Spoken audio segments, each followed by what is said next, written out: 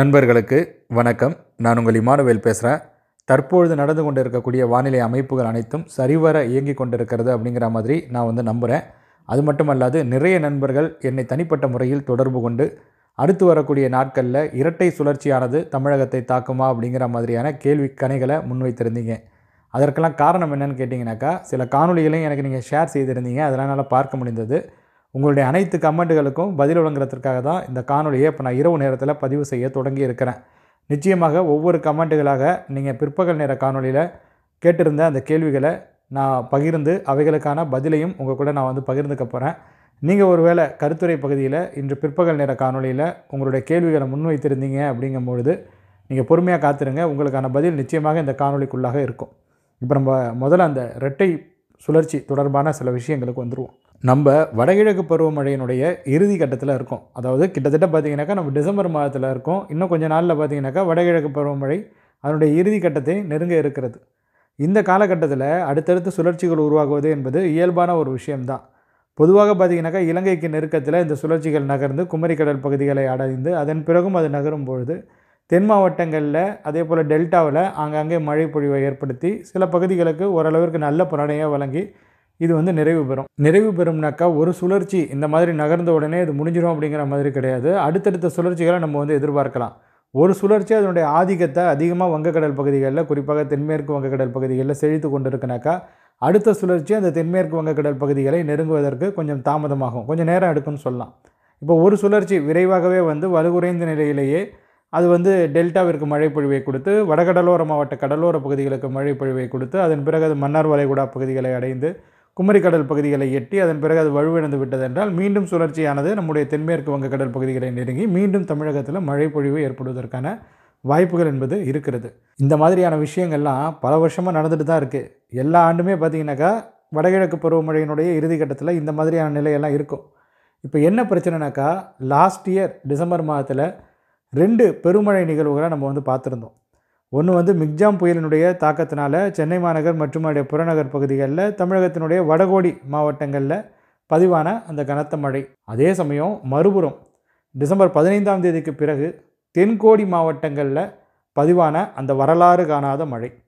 இப்போ சென்னையில் பதிவான மழையை நான் ஒரு வரலாறு காணாத மழைன்னு நான் சொல்ல மாட்டேன்.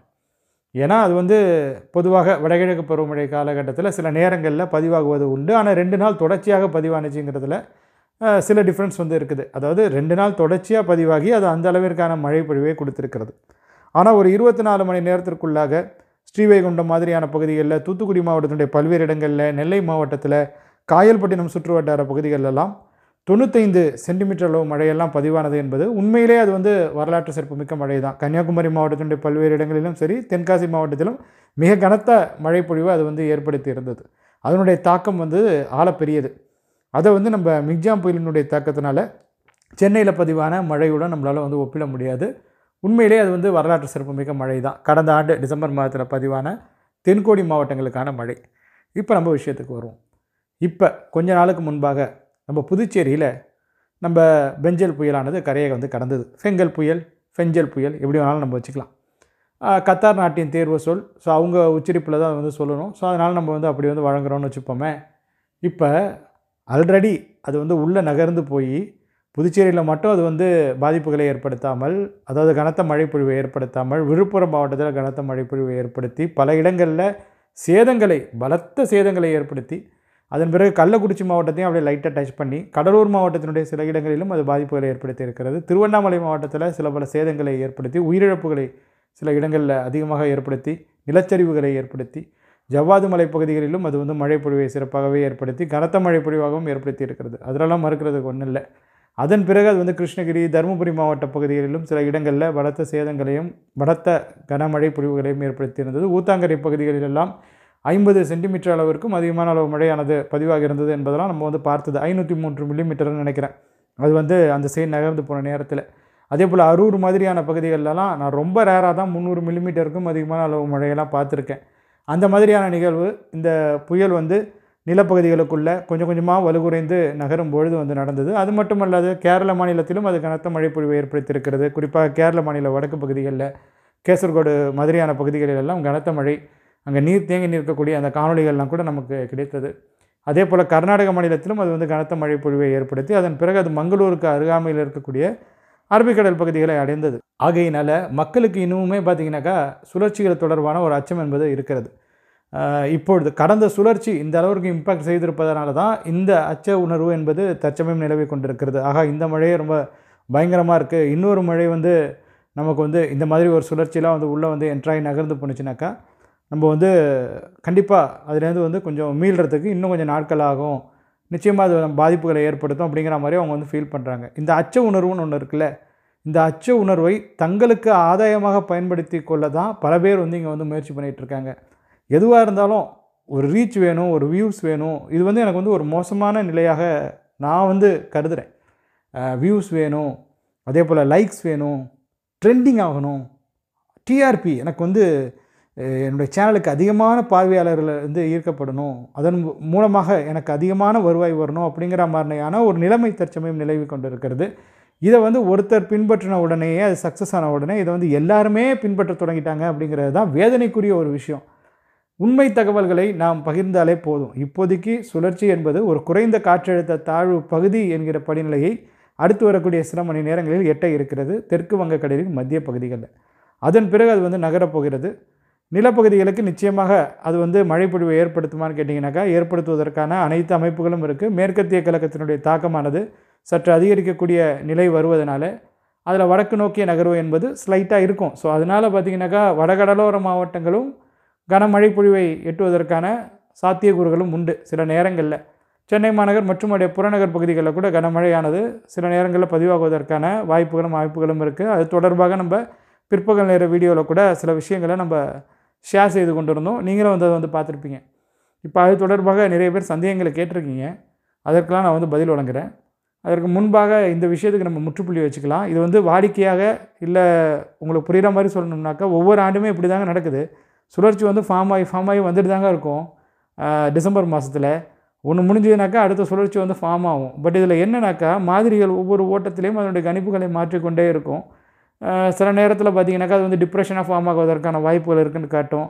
இன்னும் கொஞ்சம் நாள் கழித்து அது இன்னும் கூட இன்டென்ஸ் ஆகிறதுக்கான வாய்ப்புகள் இருக்குன்னு கூட காட்டலாம். பட் நம்ம நேரம் நெருங்கும் பொழுது தான் அதை உறுதித்தன்மையுடன் சொல்ல முடியும். இப்போதைக்கு பார்த்திங்கனாக்கா தோராயமாக சில விஷயங்களை சொல்கிறோம். அதனால் எந்த அளவிற்கு முன்னெச்சரிக்கை எடுத்துக்க முடியுங்கிறது எனக்கு இன்னும் ஒரு கேள்விக்குறியாகவே இருக்குது. டெல்டாவிற்கு கனமழைக்கான வாய்ப்பு இருக்கான்னு கேட்டிங்கனாக்கா இருக்குது, இல்லைன்னு நம்மளால் வந்து சொல்ல முடியாது. ஏன்னா சுழற்சி வருவதற்கான வாய்ப்புகள் இருக்கிறதுனால, அது நெருங்குவதற்கான வாய்ப்புகள் இருக்கிறதுனால கனமழைக்கான சாத்தியக்கூறுகளும் இருக்குது. அதன் பிறகு அது மன்னார் வளைகுடா பகுதிகளை அடைவதற்கான வாய்ப்புகள் இருக்குது அப்படிங்கிற மாதிரி நம்ம எதிர்பார்க்குறோம். அதனால் நம்ம தென் மாவட்டங்களுக்கான மழை வாய்ப்புகளையும் உறுதிப்படுத்துகிறோம். அதன் பிறகு அது குமரிக்கடல் பகுதிகளை அடைந்து அது வழிவிழக்கும் அப்படிங்கிற மாதிரியான ஒரு எக்ஸ்பெக்டேஷன்ஸ் வந்து இப்போதைக்கு இருக்குது. இதில் வந்து மாற்றங்கள் இருக்கலாம். மேற்கத்திய கழகத்தினுடைய தாக்கத்தை பொறுத்து இந்த சுழற்சியினுடைய நகர்வுகளில் நிச்சயமாக சில பல மாறுதல்கள் அடுத்து வரக்கூடிய சில நாட்களிலும் இருக்கும் அப்படிங்கிற மாதிரி தான் நான் வந்து எதிர்பார்க்குறேன். ஸோ அதனால தான் மழை வாய்ப்புகளை இந்தந்த தேதியில் இந்தந்த நேரத்தில் நான் வந்து குறிப்பிட்டு பதிவு பண்ணுறது கிடையாது. இத்தனை சென்டிமீட்டருங்கிறதையும் நான் வந்து மென்ஷன் பண்ணுறது கிடையாது.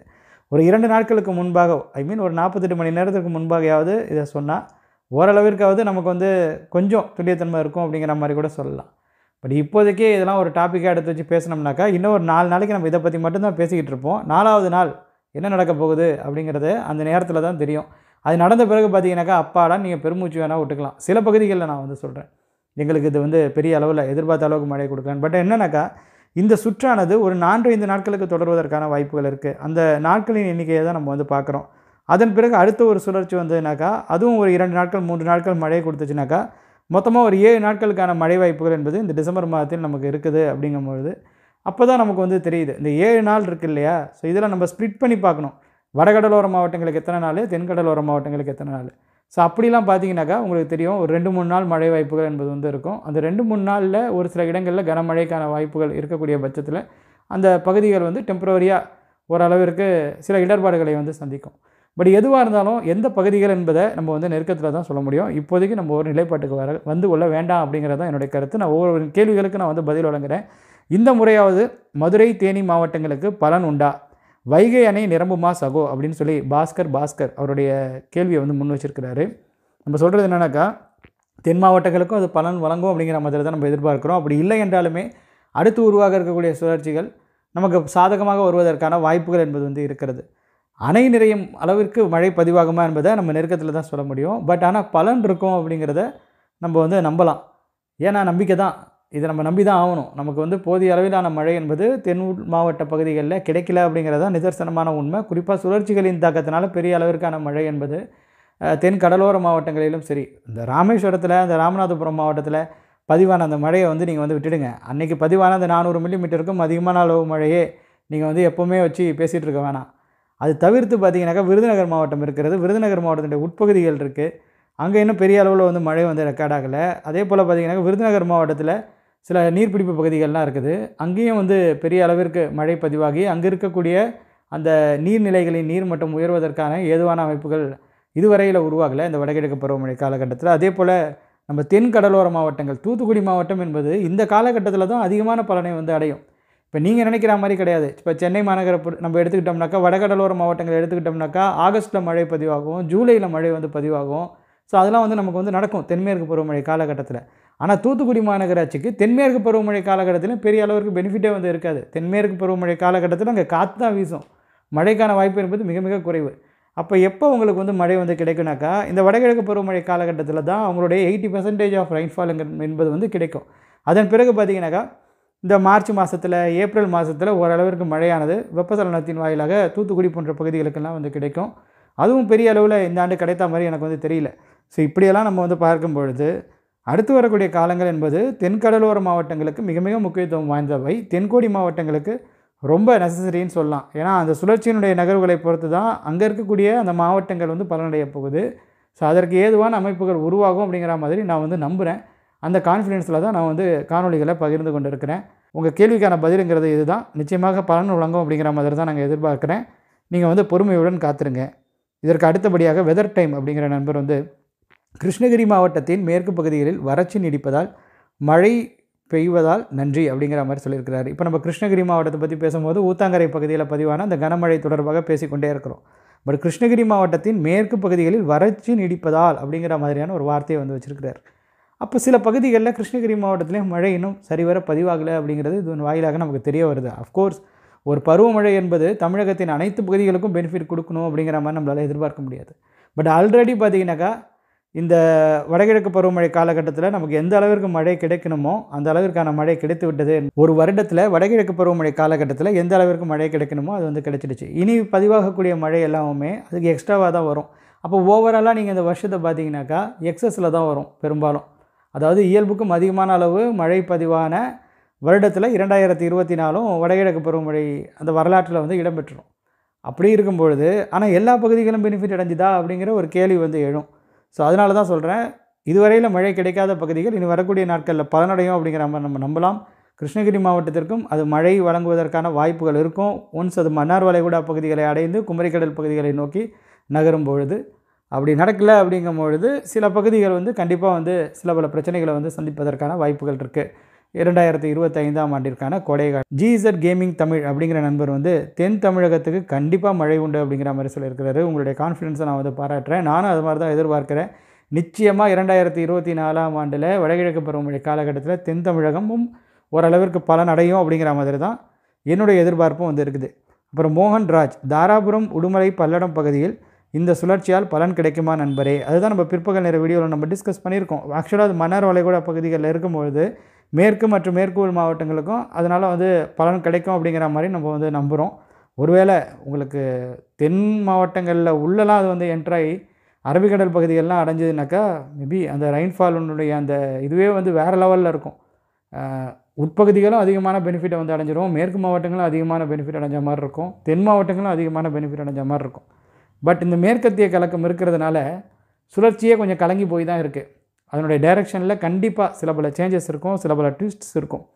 உலகம் முழுக்கவே பல சுழற்சிகள் பல நாடுகளை சூழ விட்டு கொண்டு தான் இருக்கிறது. உலக வல்லாதிக்க வல்லரசு என்று அழைக்கப்படக்கூடிய நாடுகள் கூட புயல் வந்து எந்த இடத்துல கரையை கடக்கும் அப்படிங்கிறத கணிக்க முடியாமல் சில தவறுகளை செய்து அதன் பிறகு புயல் போய் வேறு ஒரு இடத்துல சூறாவளி அது கரையை கடந்து பலத்த சேதங்கள் வல்லரசு நாடுகளிலேயே ஏற்படுத்தி இருக்கிறது 2024ஆம் ஆண்டில்.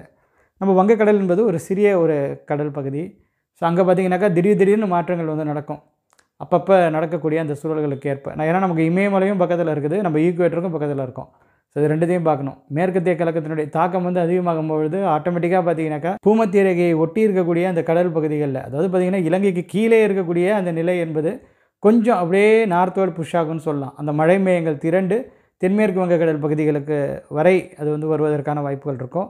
ஸோ அந்த மாதிரி தான் இப்போ இந்த சுழற்சியினுடைய நகர்வுகளில் கொஞ்சமாக வடக்கு நோக்கிய அந்த நகர்வு என்பது இருப்பதற்கு அந்த மேற்கத்திய கலக்கம் தான் மிகப்பெரிய காரணமாக இருக்கிறது. அது வந்து நிச்சயமாக பலன் வழங்கும் தமிழகத்திற்கு அப்படிங்கிற மாதிரி நம்ம வந்து எதிர்பார்க்கலாம். இப்போ இவை தவிர்த்து கேட் லவர் 965 அப்படிங்கிற நண்பர் வந்து நோ வாட்டர் இன் மதுராந்தகம் லேக்குன்னு சொல்லியிருக்கார். நீங்கள் தான் சொல்கிறீங்க சென்னையில் வந்து பேஞ்ச மழை போதும்னு ஒரு தரப்பினர் வந்து சொல்கிறீங்க.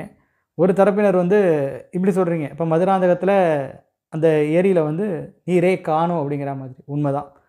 இதை விட பயங்கரமான மழைகள்லாம் நான் வந்து பார்த்துருக்குறேன். மதுராந்தகத்தில் தண்ணீர் நிறைந்து காணப்பட்ட அந்த வரலாறுகளை என் வாழ்நாளில் நான் எத்தனையோ முறை வந்து பார்த்துருக்குறேன். சாலை வரைக்கும் தண்ணி வந்ததெல்லாம் நான் வந்து பார்த்துருக்குறேன் மதுராந்தகம் ஏரியில். ஸோ அங்கே வந்து இன்னும் வந்து பெரிய அளவில் நீர் வந்து வரல, நீர் வரத்து என்பது இல்லை. ஸோ அதனால் நம்ம வந்து இந்த மழை போதும் அப்படிங்கிறத நினைக்கிறோம் இல்லையா, அது வந்து முற்றிலும் தவறு. ஏதோ ஒரு 100 மில்லிமீட்டர் 200 மில்லிமீட்டருக்கு அது வந்து சில பகுதிகளில் பாதிப்பை ஏற்படுத்துதுனாக்கா, நமக்கு அடுத்த ஆண்டு கோடை காலத்தில் சமாளிக்கிறதுக்கு நீர் தேவை என்பது இருக்கிறது அல்லவா. நீங்கள் வந்து மொத்தமாக நீங்கள் வந்து ஒரு கணக்கு வச்சு சொல்கிறீங்க. வாட்டர் ஸ்கேரிட்டிங்கிறது வந்து அப்படி கணக்கு பார்க்கக்கூடாது அப்படிங்கிறது தான் என்னுடைய அபிப்பிராயம். நல்லா மழை பெஞ்ச காலத்திலேயே கோடை காலத்தில் சென்னை மாநகரில் சில பகுதிகளெலாம் தண்ணீர் பிரச்சனை என்பது உண்டு. தண்ணி லாரியில் தண்ணி எடுத்துகிட்டு வந்து ஊற்றுற அந்த விஷயங்கள்லாம் வந்து இல்லவே இல்லைன்னு நீங்கள் வந்து மறுக்க போகிறீங்களா? ஸோ அதனால் வந்து யதார்த்த நிலை புரியாமல் நம்ம வந்து பேசக்கூடாது. இப்போ இருக்கக்கூடிய அந்த நீர்நிலைகள் நிறைந்தால் மட்டுமே சென்னையில் வந்து தண்ணீர் பஞ்சம்லாம் இருக்காது அப்படின்னு நினைக்கிறதும் வந்து நம்ம வந்து ஒரு விஷயமாக பார்க்குறத நான் வந்து உடன்படலை இந்த விஷயத்தில். அண்டு அங்கே இருக்கக்கூடிய அனைத்து இந்த சாதாரண வீட்டில் ஒரு கிணறு ஒன்று இருக்குனாக்கா அங்கேயும் வந்து நீர் ஊறணும். ஸோ நிலத்தடி நீர் மட்டமே வந்து உயரணும் அப்படிங்கிறது தான் வந்து என்னுடைய ஒரு அபிப்பிராயமாக இருக்கிறது. மழை வந்து இன்னமும் பதிவாகும். இப்போ இந்த சுழற்சியும் வந்து வடகடலோர மாவட்டங்களுக்கும் பலன் வழங்குவதற்கான வாய்ப்புகள் என்பது இருக்கிறது. அதுக்கப்புறம் ராஜா ராமன் வி அன்றே நான் சொன்னேன் அப்படி 2 சிரிப்பு போட்டிருக்காரு.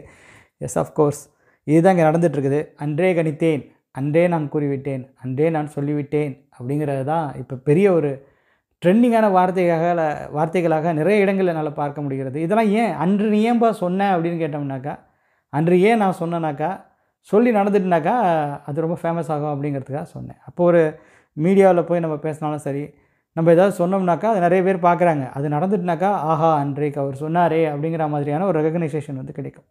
இது வந்து அடுத்த கட்டத்துக்கு அவங்கள வந்து அவங்களோட கேரியரில் கொண்டுட்டு போவோம் அப்படிங்கிற மாதிரி அவங்க வந்து நம்புகிறாங்க. ஏன்னா இப்போ வந்து யூடியூப்பை ஃபுல் டைமாக ஒரு வேலையாக எடுத்து செய்யக்கூடிய நபர்கள் நிறைய பேர் வந்துட்டாங்க. அப்போ ஒரு துறைகளிலையும் பார்த்திங்கனாக்கா ஆகச்சிறந்த ஆளுமைகள் வந்து இதன் வாயிலாக வெளியாகி கொண்டே இருக்கிறாங்க. இப்போ ஃபுட் விளாகிங் அப்படிங்கிறதும் ஒரு ஆளுமையாக இங்கே வந்து கருதப்படுகிறது. உணவு எந்தெந்த கடையில் போய் சாப்பிட்றது அப்படிங்கிறதுலாம் ஒரு முக்கியமான ஒரு டீட்டெயிலாக இப்போ நிறைய பேரால் வந்து எப்படி சொல்கிறது சொல்லப்பட்டு வருகிறது. அது வந்து தவறான விஷயம்னு நான் சொல்ல வரல. அது வந்து ஒரு என்டர்டெயின்மெண்ட் பர்பஸ்க்காக நிறைய பேர் வந்து பார்க்குறாங்க. ஸோ மக்களுக்கு அது ஏதோ ஒரு வகையில் பிடிச்சிருக்கிறது அதை வந்து பார்க்குறாங்க. பட் அது மாதிரி ஒவ்வொரு துறையிலையும் சொல்கிறேன். அதே மாதிரி டைலரிங் தொடர்பாக நிறைய பேர் வந்து லெசன்ஸ்லாம் எடுக்கிறாங்க. அதை தவிர்த்து பார்த்திங்கனாக்கா டெக் ரிலேட்டடாக நிறைய பேர் வந்து பேசுகிறாங்க. அதாவது தற்சமயம் நிலவி கொண்டிருக்கக்கூடிய அந்த தொழில்நுட்பம் தொடர்பான காணொலிகள் நிறைய வந்து வருது. அந்த மாதிரி வானிலை தொடர்பான விஷயங்களையும் பார்த்திங்கனாக்கா இப்போ வந்து நிறைய பேர் வந்து பதிவு பண்ண தொடங்கியிருக்கிறாங்க. இது வந்து வரவேற்கத்தக்க ஒரு விஷயம்தான். ஆனால் அவர்களுக்கு முன்னுதாரணம் எங்கேருந்து கிடைக்கிறது அப்படிங்கிறத தான் நான் வந்து ஒரு கேள்வியாக வைக்கிறேன். அன்றே சொன்னேன், அன்றே சொல்லிவிட்டேன். எதை பார்த்து சொன்னாய்? ஜிஎஃப்எஸ் மாடலை பார்த்து சொன்னாயா? ஐரோப்பிய மாடலை பார்த்து சொன்னாயா? புயலினுடைய நகர்வுகளை அப்படி தான் கணித்தாயா? நீலகிரி மாவட்டம் வரைக்கும் போகும் என்று சொன்னாயே, அது ஏன் கிருஷ்ணகிரிக்கு சென்றது? அது ஏன் பெங்களூருக்கு சென்றது? நீ சொல்லியதை போல் நடந்திருந்தால் ஊட்டி பகுதிகளில் இந்நேரம் வந்து என்ன மாதிரியான நிலவரம்லாம் நிலவி இருக்கணும், ஏன் நடக்கலை அப்படின்னு நீங்கள் யாரும் கேட்க போகிறது கிடையாது. ஒரு நிகழ்வு நடந்த பிறகு அது வந்து அப்படியே மடை மாற்றி அப்படி நம்ம கவனித்தோம், அதில் லைட்டாக மாறிடுச்சு, அதுக்கப்புறம் கடைசி நேரத்தில் இப்படி ஆகிடுச்சு அப்படி ஆகிடுச்சின்னு சொல்லி ஒரு ஒப்பேத்திட்டு அப்புறம் அடுத்த சுழற்சி வந்த பிறகு அது தொடர்பான அந்த ஹைப்புகள் வந்து அதிகமாக்கப்பட்டுவிடும். இது எது வரைக்கும் இருக்குனாக்கா ஜனவரி மாதம் வரைக்கும் இருக்கும். அதுக்கப்புறம் பிப்ரவரி மாதத்தில் என்ன தான் நீங்கள் வந்து சுழற்சியை பற்றி கதையாக காணொலிகளை பதிவு பண்ணாலும் பார்க்க போகிறது கிடையாது. ஸோ ட்ரெண்டிங் இருக்கிற வரைக்கும் இந்த மாதிரியான வீடியோஸ் ட்ரெண்ட் ஆகிட்டே இருக்கும். இந்த மாதிரியான பதிவுகளையும் நீங்கள் வந்து அதிகமாக பார்க்க வேண்டியது இருக்கும். உங்களுக்கு வந்து எது வரைக்கும் தேவையோ அது வரைக்கும் அதை வந்து லிமிட் பண்ண கற்றுக்கோங்க. அதுதான் என்னால் வந்து சொல்ல முடியும். ஸோ இப்படி தான் இந்த விஷயம்லாம் நடந்துகிட்ருக்குது. இது எல்லாமே வந்து ஒரு வியாபாரங்கிறது உங்களுக்கே தெரிந்திருக்கும். அந்த வியாபாரத்தில் உங்களுக்கு நல்லதான விஷயங்களை நீங்கள் தான் தேர்ந்தெடுக்கணும். அது உங்கள் கையில் தான் இருக்குது. அதுக்கப்புறம் அருணாச்சலம்ங்கிற நண்பர் வந்து மேற்கத்திய கலக்கம் என்றால் என்ன? நீண்ட நாள் சந்தேகம், விளக்கம் தேவை சார். இது தொடர்பாக ஏற்கனவே ஒரு காணொலியை நமக்கு அறிவு பசின்னு ஒரு சேனல் ஒன்று இருக்குது. அதில் வெஸ்டர்ன் டிஸ்டர்பன்ஸ், அதாவது மேற்கத்திய கலக்கம் தொடர்பாக ரொம்ப டீட்டெயில்டான எக்ஸ்ப்ளனேஷன்ஸ் நான் வந்து கொடுத்துருக்குறேன்.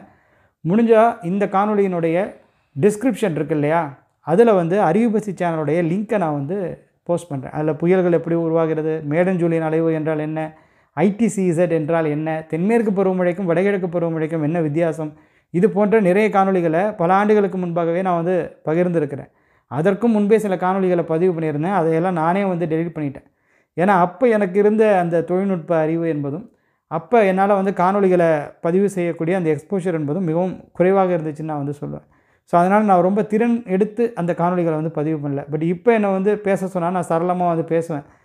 அதனால் ஈஸியாக என்னால் வந்து அந்த மாதிரியான டீட்டெயில்டான இன்ஃபர்மேஷன்ஸ் அடங்கிய காணொலிகளை பதிவு பண்ண முடியும். வருங்காலங்களில் நேரம் கிடைக்கையில் நான் வந்து பதிவு பண்ண முயற்சி பண்ணுறேன். இப்போ நம்ம இந்த விஷயத்திலே அதிகமாக நம்ம வந்து கான்சன்ட்ரேட் பண்ணிகிட்டு இருக்கிறதுனால, வானிலை தொடர்பான விஷயங்களை பதிவு பண்ணுறதுலே நம்ம கான்சன்ட்ரேட் பண்ணிகிட்டு இருக்கிறதுனால, வானிலை தொடர்பான கூறுகள் தொடர்பான விளக்கங்களை வழங்கி காணொலிகளை பதிவு பண்ண முடியல.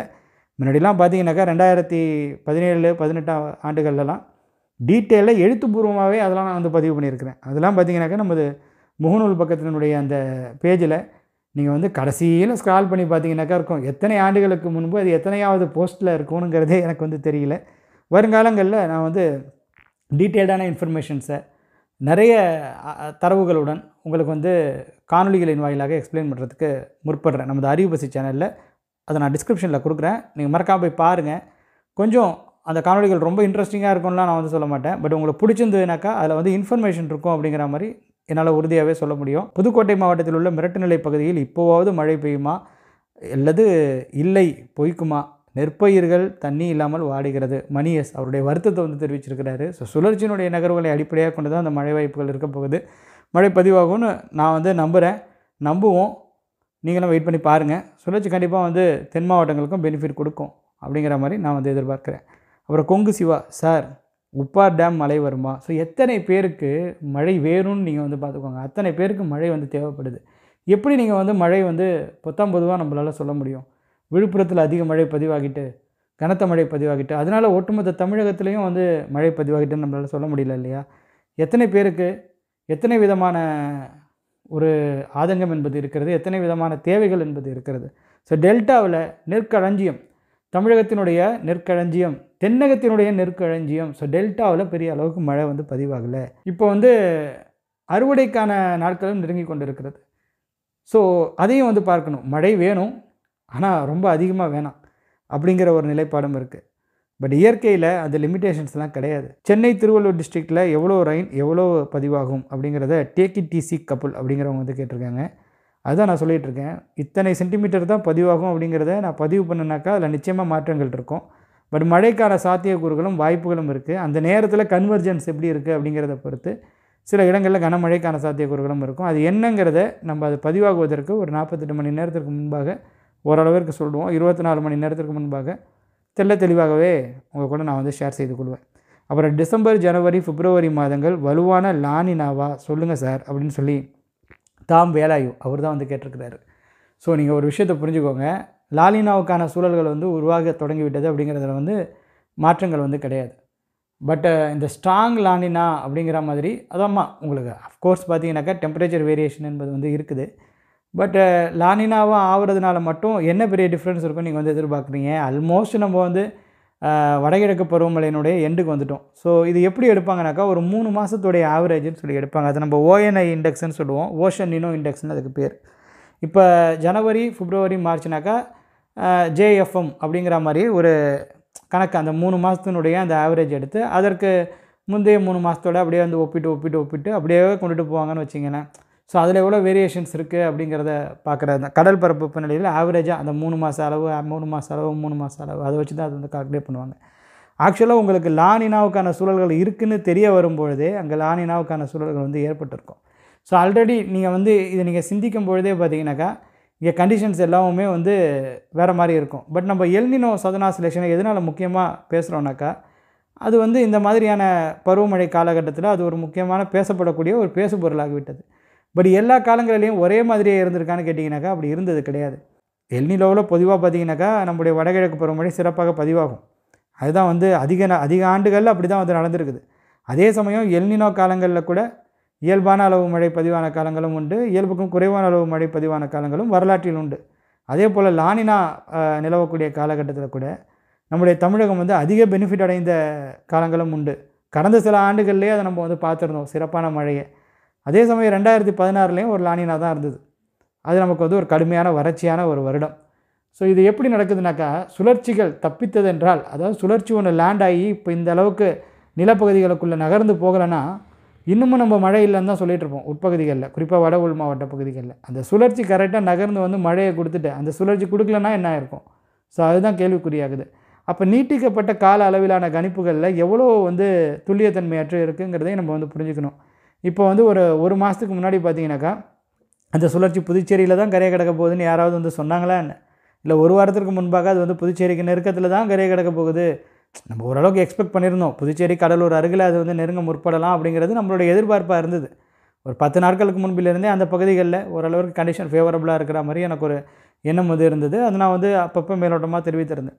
பட் அந்த பகுதிகளில் அது வந்து லேண்ட்ஃபால் ஆணுச்சு. அதன் பிறகு அது லேண்டுக்குள்ளே எந்த பாத்து எடுக்குங்கிறத யாராவது உறுதியாக சொல்ல முடிந்ததா? ஏன் 48 மணி நேரத்திற்கு முன்பு கூட அதை நம்மளால் வந்து ப்ரெடிக்ட் பண்ண முடியல சரியா? அதெல்லாம் நம்ம யோசிக்கணும் இல்லையா? மேற்கு தென்மேற்கில் நகருமா, மேற்கு வடமேற்கு நகருமா அப்படிங்கிற ஒரு டைரெக்ஷனை கூட நம்மளால் சொல்ல முடியல.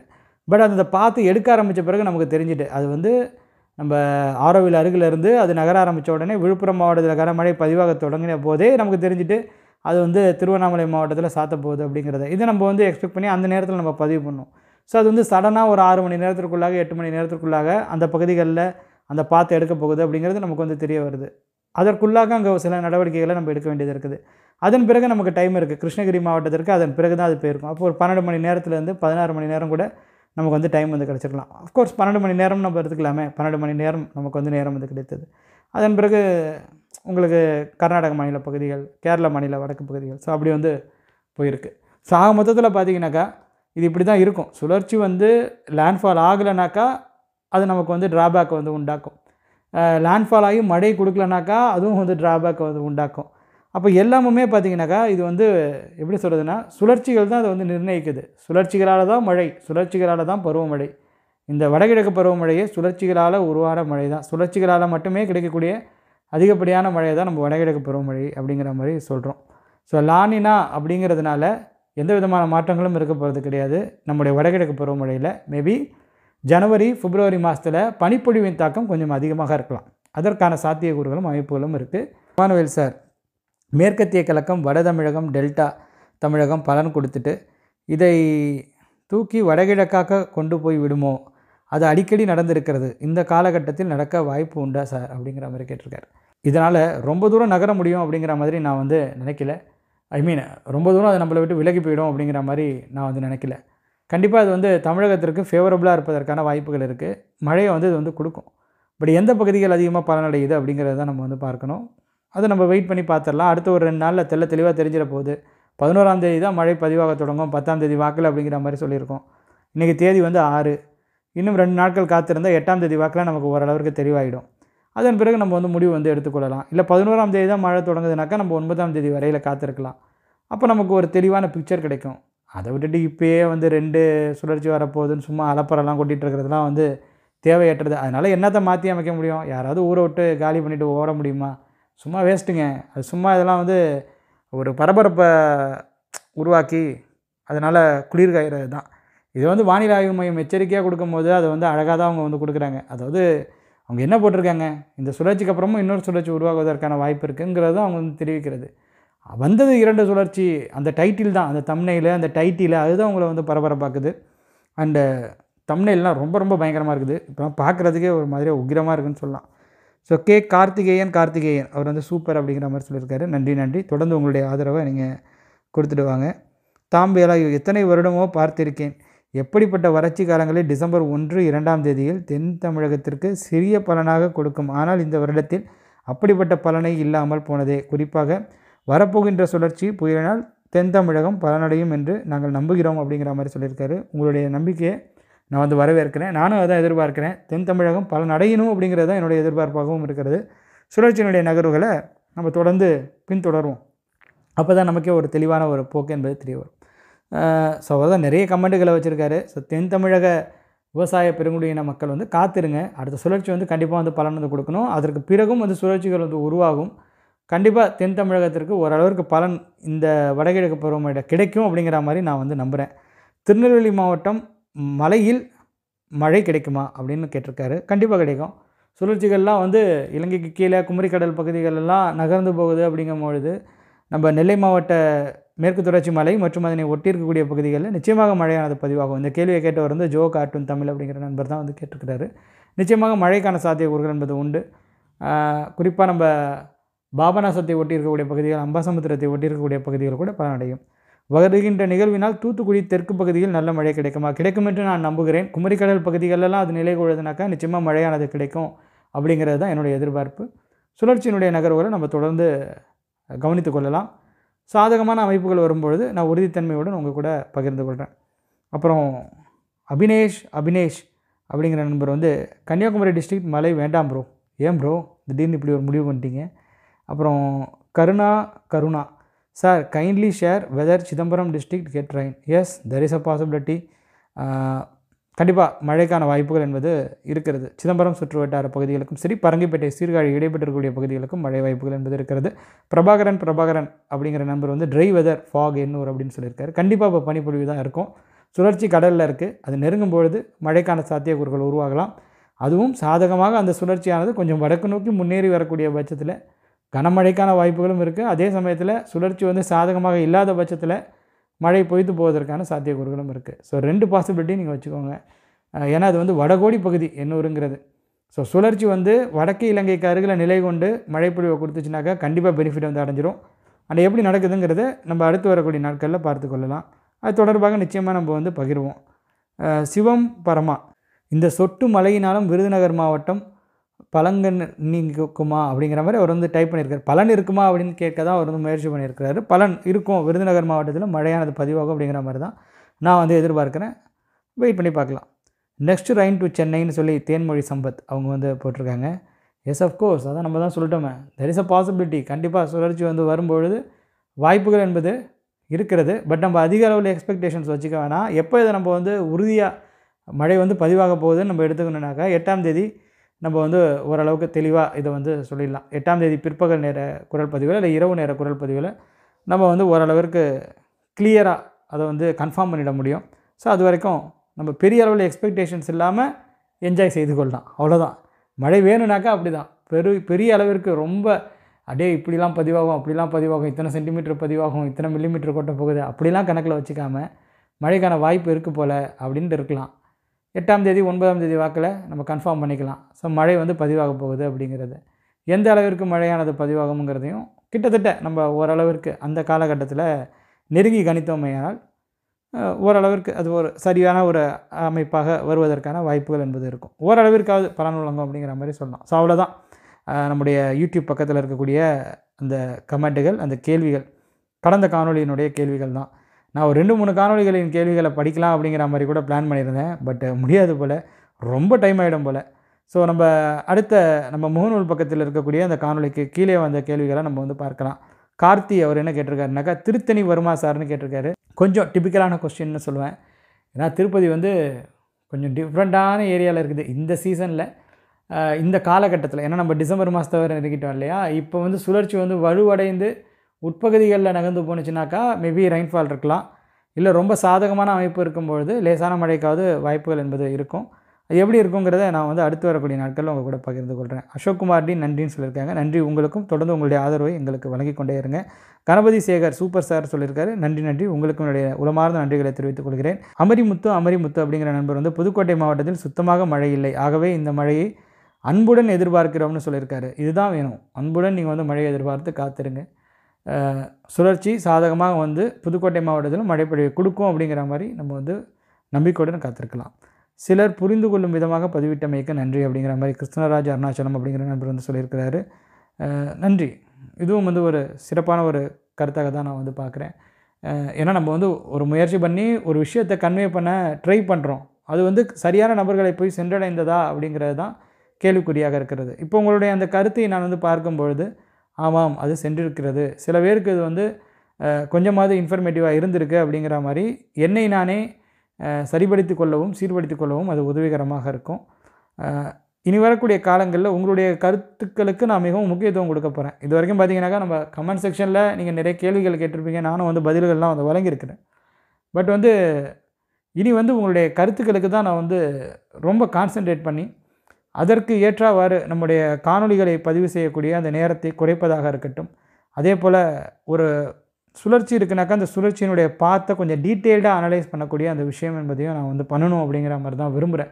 அதுக்கப்புறம் Kumar thanks for your update bro சொல்லியிருக்காரு. நன்றி உங்களுடைய ஆதரவை தொடர்ந்து எங்களுக்கு வழங்கி கொண்டிருங்க. அப்புறம் கார்த்திகேய நிஷா வருக அப்படின்னு சொல்லியிருக்காங்க. நன்றி, உங்களுடைய ஆதரவுக்கு என்னுடைய உளமார்ந்த நன்றிகளை தெரிவித்துக் கொள்கிறேன். விஜயராஜ் திருச்சிக்குன்னு கேட்டிருக்காரு. ஸோ சுழற்சி வந்து நெருங்கி வரட்டும், அதன் பிறகு நம்ம திருச்சி மாவட்டத்திற்கான மழை வாய்ப்புகளை டிஸ்கஸ் பண்ணலாம். மேபி இன்னொரு 24 to 48 ஹவர்ஸில் நம்ம வந்து உட்பகுதிகளில் மழை வாய்ப்புகள் தொடர்பாக சில விஷயங்களை நிச்சயமாக ஓரளவிற்கு தெளிவாக சொல்ல முடியும். அப்புறம் ஜெஸ்ஸி டீம் அப்படிங்கிற மாதிரி ஒரு திங்கிங்கில் இருக்காங்க. கண்டிப்பாக இது வந்து திங்க் பண்ண வேண்டிய நேரம் தான். ஏன்னா சர்க்குலேஷன் அப்படி தான் பண்ணிகிட்ருக்குது. கடந்த சில நாட்களாக கடந்த சுழற்சியுமே பார்த்திங்கனாக்கா கொஞ்சம் ட்விஸ்ட் அண்ட் டர்ன்ஸ்லாம் கொடுத்துச்சு. பட் நேராக அது வந்து லேண்ட்ஃபால் ஆகாமல் கொஞ்சம் ஹையர் லாட்டிடியூட் போய் சென்னைக்கும் மழைப்பொழிவை கொடுத்து, அந்த ஈசிஆருக்கும் மழைப்பொழிவை கொடுத்து, புதுச்சேரிக்கும் மழைப்பொழிவை கொடுத்து, கடலூருக்கும் மழைப்பொழிவை கொடுத்து, டெல்டாவை வந்து கொஞ்சம் கைட்டி விட்டுட்டு அதுக்கப்புறம் அது வந்து உள்ளே வந்து போயிடுச்சு. ஸோ டெல்டாவிற்கு இந்த சுற்று வந்து கண்டிப்பாக பலன் வழங்கும் அப்படிங்கிற மாதிரி தான் நான் வந்து எதிர்பார்க்குறேன்.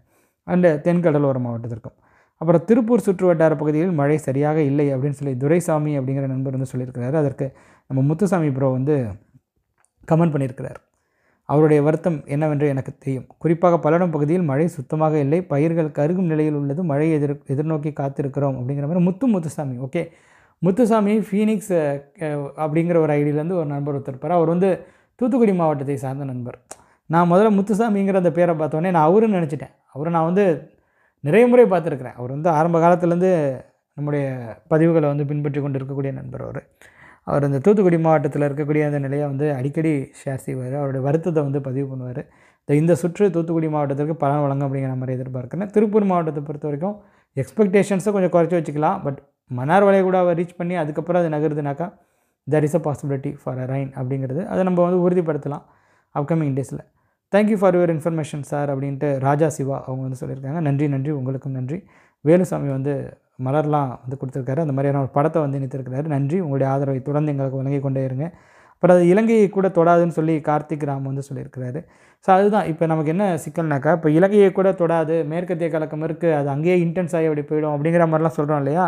இப்போ பாசிபிலிட்டி இருக்குது அப்படிங்கிறத நம்ம வந்து சொல்லிடணும். அதாவது எந்த அளவிற்கு மிகைப்படுத்தல் ஒரு தவறான விஷயம்னு நம்ம பார்க்குறோமோ அந்த மாதிரி எதுவுமே இல்லைன்னு அந்த அலட்சியப்படுத்துதல்னு ஒன்று இருக்குல்ல, அதையும் நம்ம வந்து சரியான ஒரு போக்காக நான் பார்க்கல. ஏன்னா இப்போ பதிவாகலைன்னா பிரச்சனை இல்லை, ஒரு பதிவாயிட்டுனா அப்போ அதுக்கும் அவங்களுக்கு தெரியப்படுத்தணும் இல்லையா. ஸோ அதையும் நம்ம பண்ணணும். அதே சமயத்தில் அது எப்போ தேவையோ, அதாவது பார்த்திங்கன்னா மழைக்கான வாய்ப்பு இருக்குது, எந்தெந்த பகுதிகளில் கனமழை வாய்ப்பு இருக்குது அப்படிங்கிறத கொஞ்சம் நெருக்கத்தில் சொன்னோம்னாக்கா அது அவங்களுக்கு பெனிஃபிட்டாக இருக்கும் அப்படிங்கிறது தான். பட் இப்போதைக்கு சுழற்சி வந்து கண்டிப்பாக பெனிஃபிட் கொடுக்கும் தமிழகத்திற்கு. அது வந்து இலங்கையை கூட தொடாதுங்கிறதெல்லாம் வந்து எந்த அளவுக்கு பாசிபிள்னு எனக்கு வந்து தெரியல. மேபி நம்ம அடுத்து வரக்கூடிய நாட்களில் பார்க்கலாம். மணிகண்டன் ஒரு மழையில் நீந்துற மாதிரியான ஒரு படத்தை வந்து போட்டிருக்காரு. ஸோ அவ்வளோதான் மொத்த கமெண்ட். கடந்த பிற்பகல் நேர காணொலியில் நீங்கள் வந்து முகநூல் பக்கத்திலும் நமது யூடியூப் தளத்திலும் பதிவு செய்திருந்த உங்களுடைய கேள்விகளுக்கு நான் வந்து பதில் வந்து வழங்கியிருக்கிறேன். ஓரளவிற்கு இது வந்து பயனுள்ள வகையில் அமைந்திருக்கும் அப்படிங்கிற மாதிரி நான் வந்து நம்புகிறேன். உங்களுக்கு இது பயனுள்ளதாக அமைந்திருக்குன்னு நினச்சிங்கனாக்கா, இந்த மாதிரியான காணொலிகள் அடுத்து வரக்கூடிய நாட்களிலும் நான் பதிவு செய்யணும்னு நீங்கள் ஆசைப்பட்டீங்கன்னாக்கா, நீங்கள் இந்த காணொலியை லைக் செய்து கொள்ளுங்கள், உங்கள் நண்பர்களோட பகிர்ந்து கொண்டு ஷேர் செய்து கொள்ளுங்கள். மறக்காமல் முடிஞ்சால் நமது யூடியூப் பக்கத்திற்கும் முகநூல் பக்கத்திற்கும் ஃபாலோ அண்ட் சப்ஸ்கிரைப் செய்து வைத்துக் கொள்ளுங்கள். அவ்வளோதான் தோழர்களே. அடுத்தடுத்த காணொலிகளில் வானிலை தொடர்பான பல சுவாரஸ்யமான தகவல்களுடன் உங்களை சந்திக்கிறேன். அதுவரையில் உங்களிடமிருந்து விடைபெற்றுக் கொள்வது உங்கள் இமானுவேல். நன்றி, வணக்கம்.